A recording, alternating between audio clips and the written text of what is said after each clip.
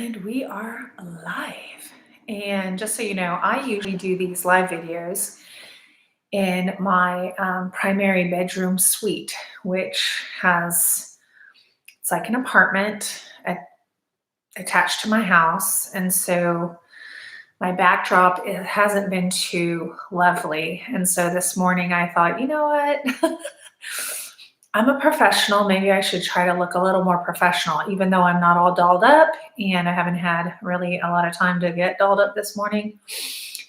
I do these videos when I have a moment because I am a full-time real estate agent and I have 4 beautiful children and my beautiful stepson and 2 older stepdaughters and an awesome life here in Corpus Christi, Texas. So I'm just letting you know why I don't look all coiffed and like those superstar realtors, because I'm a superstar during the day, and when you get me, it's because I'm finally home.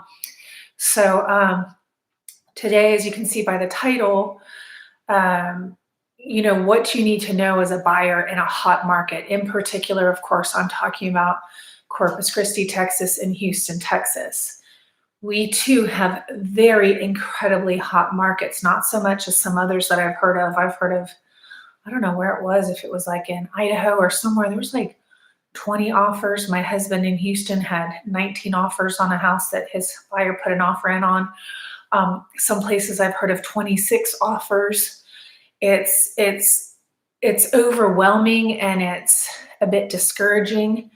And so I wanted to do the best I could as a 20-year veteran of real estate to help you understand some of the things that you may or may not have heard about when it comes to being a buyer in a hot market.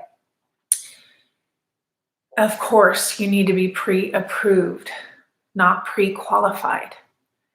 Okay, there's a difference. Pre-qualified means they've received your documents, some of your documents, maybe not all of them, but you've told them, yes, I made this much money. Yes, I did file my taxes. Yes, I did. Here's some bank statements or whatever, right? But if you have not turned in all those documents that they have requested at that time, I thought you said I was super hot. My husband's commenting. I thought, oh, thank you. And what's happening is you're not pre-approved, you're pre-qualified, right? Now they have to verify the things that you said you had. Now, unfortunately, some people go, oh yeah, I made a lot of money and I filed my taxes and here's my bank statements, right? And then the lender goes to verify this information and they take a look at your taxes. And even though, let's say you made, some people think they're going to be smart, right? They're going to minimize the amount they pay on taxes. So they do a lot of write-offs so they don't have to pay taxes. Well, then lo and behold, when it comes to buy real estate, now instead of, being able to show that they made, let's say 90 grand, now it shows they only made 50 grand because they wrote off 50,000 of expenses. I know some people aren't honest about their write-offs, and when it comes to buying real estate, that's going to bite you. That's going to bite you and it's going to hurt you. So with that being said, it's very important to get your tax returns in, your bank statements in, whatever they ask you for. Sometimes they're going to ask you for an explanation letter. Sometimes I know there have been clients I've worked with that had a late payment or something. And when we found out what happened, it turned out that the credit card was canceled and then they reported it, and we don't know, but sometimes it's just mistakes, or they forgot about it, or they didn't know they had it, or they'd already taken care of it and it wasn't off. And so you just want to check ahead before you put any offer in on a property, whether it's a hot market or not. Do yourself a favor. Get pre-approved. Okay, now that you're pre-approved, you can take the next step, right? Submit an offer. Now, when you're in this super hot market, in our market, it was very common for buyers to request the seller to help them with closing costs. So let's say a house was listed for $200,000, okay? And you say, okay, normally we would potentially offer, let's say, I'm gonna offer you $200,000 and I'm gonna ask for $5,000 credit, because in a normal market, there's a little leeway on that asking price and a little room to budge, whether you take the price down to 195 or you leave the price at 200 and give a $5,000 credit, and therefore your seller is still getting their desired bottom line. Okay, so now what's happening is if there are homes listed for 200,000 and there's 2 offers, 5 offers, 7 offers, right? Well, if you need closing costs, chances are, number one, you're not going to be a contender to begin with. But if, let's say, you try to become a contender and you offer 220 with 5,000 in closing so that they get 215 like the other ones, but yet you still need your deal subject to an appraisal, meaning it needs to appraise for 220 to get that $5,000 back, because that's what's going to need to happen. Your appraisal will need to come in at that over asking price by 20 grand, which chances are it won't happen in such a rapidly changing market. And so they're going to look at that and go, that's too much risk, because if their appraisal doesn't come in at 220, it might come in at 210. Not only do they not have the cash to close, they don't have additional cash to bring to closing on top of the, to make up for the closing price. So in this case, what's been happening here in Corpus Christi and in Houston, we are waiving our right to terminate when it comes to appraisal. Okay, so realtors need to inform their buyers in these markets that if the house, for example, I put an offer in, my clients put in an offer on a house, let's say for, let's say it was 350, right? And we offered $40,000 more. Well, we have full confidence it's going to come in high, maybe 375, but it may not be 380 or 390, right? So what's going to happen is, let's say it appraises for, let's say it was listed at 350 and we offered 380. Let's say the appraisal comes in at 370 or even 365, then my client is prepared to bring $15,000 to cash, in cash on top of that appraisal, right? To make up the difference for what it didn't appraise for. Because the appraisers, they can adjust the value and add value to the appraisal, but they are limited by certain restrictions and guidelines, and they don't want to put themselves at risk to be audited, to get disciplined for fudging numbers, because that's why we had a big bubble before, is because they were just kind of everything goes, and then people got hurt and they couldn't afford their stuff. Fortunately, right now we have low interest rates with those high prices, and so those payments are about the same anyway.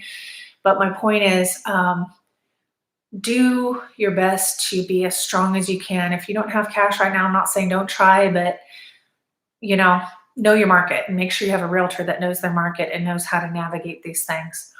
Another thing I've heard about recently that people are saying is kind of controversial, and should I write a cover letter or should I not write a cover letter? And honestly, I've been writing cover letters, I think, almost 20 years. It's just who I am and it's how I am. I'm very relational. I want them to know who I am and how I do business. I want to introduce them to the buyer. I'm not trying to manipulate or cause them to discriminate, because that's the big thing is, are they discriminating against them? Oh, if you write a letter, they're going to pick them. They're not going to pick them because they're single. They're not going to pick them because they're a family, or they're going to pick them because they're white, or they're going to pick them because they're black, or they're going to pick them because they're Hispanic, or they're not going to pick them because of... No, you don't mention whether they're white or black, Hispanic, Muslim, Christian. You don't mention that. But I say writing a cover letter doesn't hurt you, okay? Now, sometimes the listing agents won't even show your cover letters to their clients. Some don't show them and don't even tell their clients about the letter, which is totally wrong, okay? So I make sure I put in there, my clients have asked you to submit their cover letter with this offer, please.